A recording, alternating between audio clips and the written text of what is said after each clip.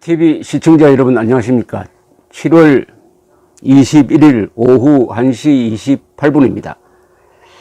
어제 박근혜 전 대통령에 대한 선고가 또 하나 더 나왔습니다.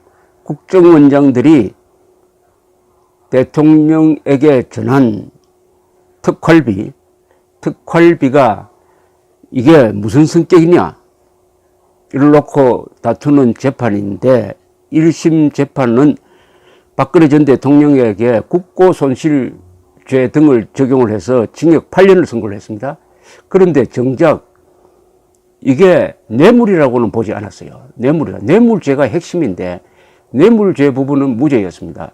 그런데도 국고손실을 적용해서 8년을 선고를 했는데 조선일보에 요약된 이 1심 판단 요지에는 이런 내용이 있습니다.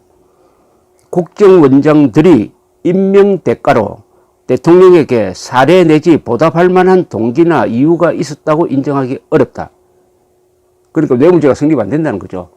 국정원 특활비를 청와대로 준 것이. 그런데 여기 주목할 만한 내용이 있습니다. 과거부터 국정원에서 청와대에 자금을 지원하는 관행이 있었고 대통령도 국정원으로부터 예산을 지원받는다는 생각으로 돈을 받았을 가능성이 상당하다. 뇌물이라는 의식이 없었다는 겁니다. 그런데 이게 징역 8년감일까요? 더구나 과거부터 관행이 있었던 겁니다. 과거 국정원에서 청와대에 자금을 지원하는 관행이 있었는데 왜 이명박 박근혜 때의 특활비 상납만 다루느냐 하는 의문이 생깁니다. 그 전 정권에 대해서는 왜 수사를 하지 않느냐. 혹시 공소시효가 끝난 것인지 또는 이른바 적폐청산의 기준을 우파 정권에 대해서만 적용하는 것인지 하는 의문이 듭니다.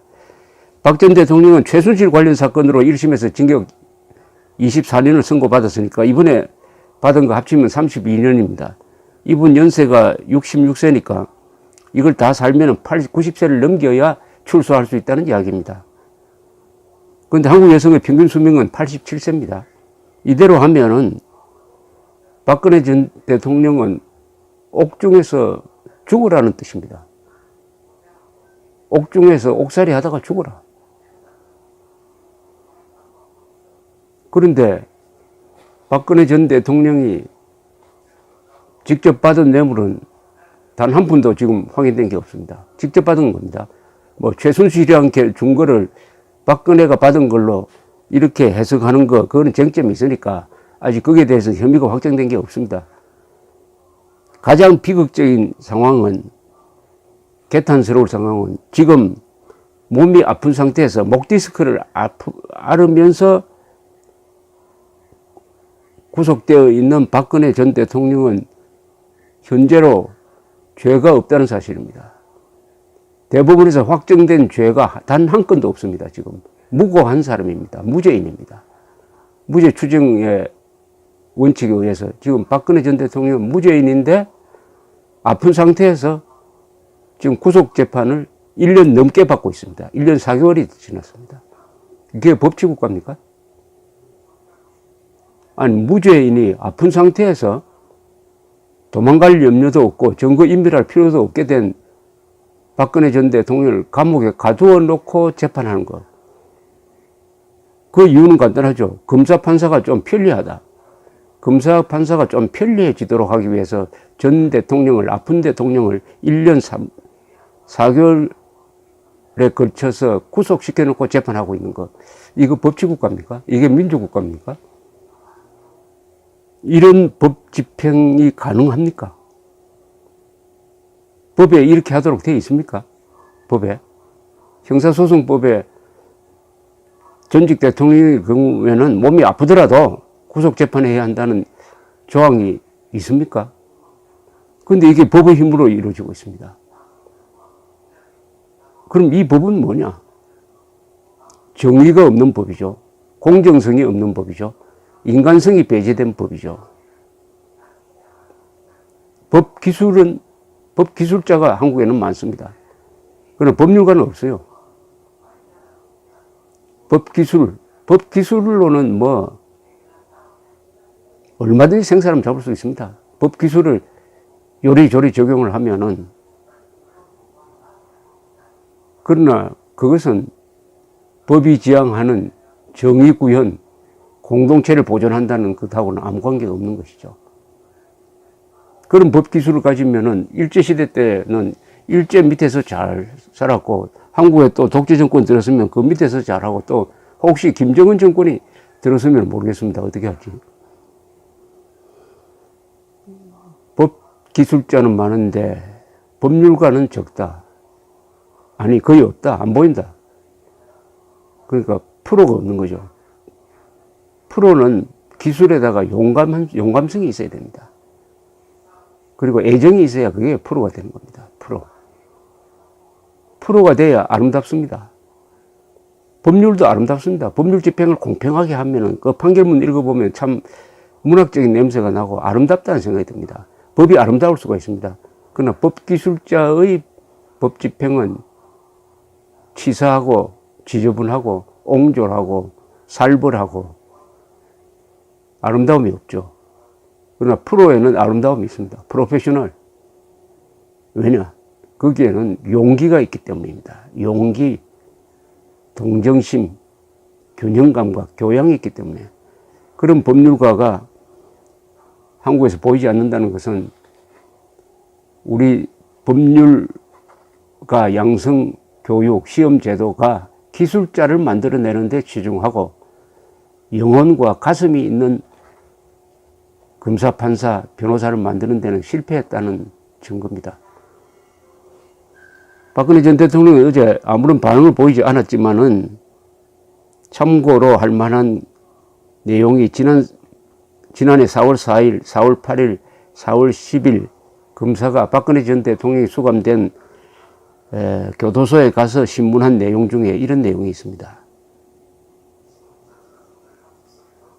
삼성그룹의 부탁을 들어주는 대가로 정유라에게 말 등을 지원하도록 지시한 게 아니냐는 취지로 검사가 물으니까 박 전 대통령은 대가 관계로 뭘 주고받고 그런 일을 한 적이 없고 할 수도 없는 더러운 일이다라고 거칠게 항변하는 기록이 있습니다. 이게 아마 어제 박근혜 전 대통령의 심정이었지 않나 생각이 듭니다. 이렇게 이야기합니다. 있을 수 없는 일입니다. 제가 정치 생활을 하는 동안 대가 관계로 뭘 주고받고 그런 일을 한 적이 없고 할 수도 없는 더러운 일이라고 생각을 합니다. 그런데 제가 대가 관계로 돈을 받았다고 하다니 의의가 없고 그런 일을 하려고 제가 대통령을 했겠습니까? 제가 나라를 위해 밤잠을 설쳐가면서 기업들이 밖에서 나가 활발하게 활동할 수 있게 하고 국내에서는 어떻게 일자리를 만들 수 있을까 그렇게 고민을 하고 3년 반을 고생인지 모르고 살았는데 제가 그 더러운 돈 받겠다고 사람을 어떻게 그렇게 더럽게 만듭니까? 어제 심정도 이랬을 겁니다. 사람을 어떻게 그렇게 더럽게 만듭니까? 엄정하게 단죄하는 것과 사람을 더럽게 만들어가지고 몰락시키는 것은 다릅니다. 이건 법이 할 짓이 아닙니다. 법이 정치 보복의 수단이 되는 기술에 대해서는 안 되죠. 박 전 대통령은 또 이렇게 울분을 쏟아냈습니다. 저는 대한민국을 위해 임기 3년 반 하루하루를 노력했습니다. 특히 삼성이 미르 K진에 낸 돈까지 뇌물이라고 한다는 것인데 만약에 뇌물을 받는다면 제가 쓸 수 있게 몰래 받지 모든 국민이 다 아는 공익재단을 만들어서 출연을 받겠습니까? 그 돈은 제가 한 푼도 쓸 수 없습니다. 그리고 모든 기업은 항상 현안이 있습니다. 재단 출연금까지 뇌물로 본다면 그동안 기업들이 정부가 주도하는 일에 성금을 내거나 하는 것도 전부 뇌물이라는 것인데 이것은 말이 안 된다는 것입니다. 게다가 삼성의 경우 이재용의 경영권 승계를 위해 국민연금을 동원하여 합병에 찬성을 하게 하였다는 것인데 삼성에서 저에게 무엇을 해달라는 말이 없었고 저도 해줄 게 없었는데 어떻게 뇌물이 된다는 건지 모르겠습니다. 어떻게 더럽게 사람을 어떻게 그렇게 더럽게 만듭니까? 박근혜 전 대통령의 이야기 귀에 정정합니다. 박근혜 전 대통령은 국정농단이라는 언론이 만든 용어의 광풍 속에서 탄핵당하고 파면당하고 구속당하고 구속 6개월 기간이 끝나니까 또 구속을 연장을 하고 아직도 재판이 끝나지 않고 아직도 1심 선고선에서 마무리가 되고 그 다음에 2심이 지금 진행되고 있습니다. 2심 재판이 진행되고 있습니다. 또 기다리는 것은 대법원입니다. 그러면 구속된 상태에서 징역을 감옥을 무죄인입니다. 무고인 상태에서 아픈 상태에서 또 한 2년 더 살아야 됩니까? 예컨대 그렇게 해서 무죄가 되면 어떻게 되죠? 2년 동안 산 거는 누가 갚아줍니까? 이 첫 출발은 탄핵인데 이 탄핵의 문제에 대해서는 정말 적당한 사람이 정리를 해준 적이 있습니다. 당시 헌법재판소 공보관이었던 배보윤 씨, 이분 변호사입니다. 헌법에 대해서 우리나라에서 아주 유명한 전문가로 알려져 있습니다. 이분이 몇 달 전에 조선일보 최보식 기자와 한 인터뷰에서 이 탄핵 자체가 얼마나 잘못되었느냐 하는 것을 솔직하게 이야기했습니다. 놀라울 정도로.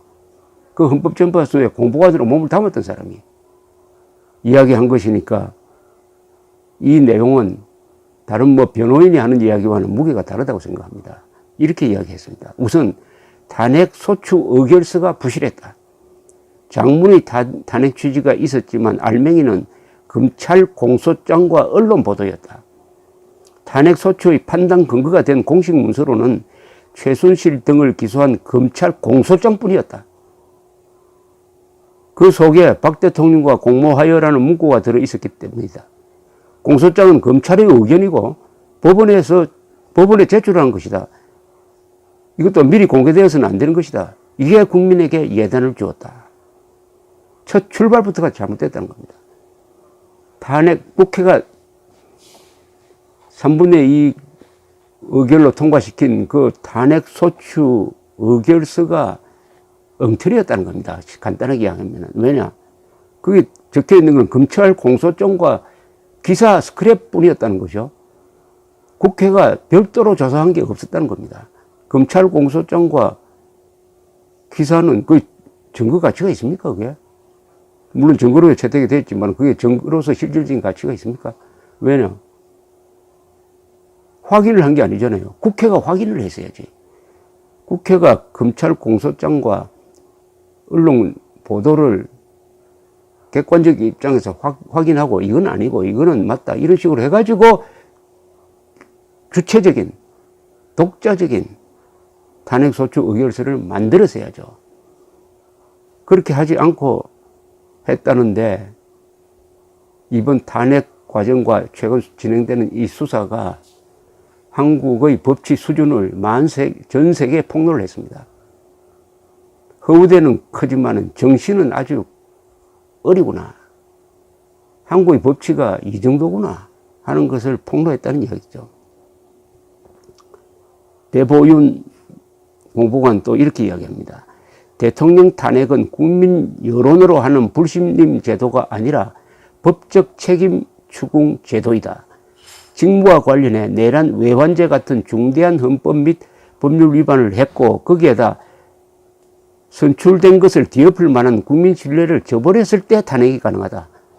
국회의 소추는 법적 책임과 불신임을 혼동해서 진행되었다. 이 대통령 탄핵을 한다는 것은 내란 외환죄 같은 반역죄를 저질렀을 때 하는 것이지 이 정도 사안은 아니다는 이야기죠. 왜냐? 대통령이 직접 뽑은 사람이니까 거기에 걸맞는 잘못을 해야 되는데 과연 최순실 스캔들이 거기에 해당하느냐? 배보윤 전 공보관은 또 이렇게 이야기를 합니다. 헌법 84조는 내란 또는 외환의 죄를 범한 경우를 제외하고는 재직 중 형사상의 소추를 받지 않는다고 했다. 그때 박 대통령의 협의는 법원에서 확정된 게 없었다. 당시 최순실 등의 공소장에 박 대통령과 공모하여로만 돼 있었다. 국회에서 소추를 하려면 나름대로 조사해야 한다. 미 하원에서 탄핵 의결한 닉슨 대통령의 사례를 연구를 했더니 탄핵 소추 의결서는 300쪽이 훨씬 넘었고 하원에서 자체 조사한 증거들과 개별 의원들의 의견이 담겨 있었다. 대한민국 국회는 뭐가 그렇게 급했든지 검찰의 공소장과 언론의 보도, 그것도 과장된 게 많았습니다. 그걸 근거로 탄핵 소추를 의결하고 어떻게 헌법재판소는 거기에 브레이크를 걸지 않고 8대 0으로 통과시켰느냐. 통과시킨 것으로 박근혜 전 대통령에 대한 정치적 책임을 물었으면 그것으로 끝내야지 다시 뇌물죄를 만들어가지고 이렇게 지리한 인권 유린적 재판을 지금 계속하고 있습니다. 이게 과연 법치국가냐? 대한민국의 법률 기술자들은 어찌 여기에 대한 의견 표명이 없습니까? 변호사 단체는 뭘 하는지 정말 신비롭습니다. 침묵하는 게. 저 같은 법률 전문가가 아닌 사람이 이렇게 떠든다는 게 좀 허무하기도 합니다. 어떻게 보면은 법률 허무주의를 지금 만연시키고 있습니다. 법률 허무주의라는 것은 뭐냐? 법률을 냉소적으로 본다는 것이죠. 34년 감옥 생활, 사람을 웃게 만든다는 것이죠. 사람을 엄격하게 만드는 것이 아니라 엄정하게 뭔가 좀 역사와 정치를 생각하게 하는 그런 판결이 아니라 허무하게, 법을 허무하게 보도록 만드는 그런 판결이었다고 생각을 합니다. 감사합니다.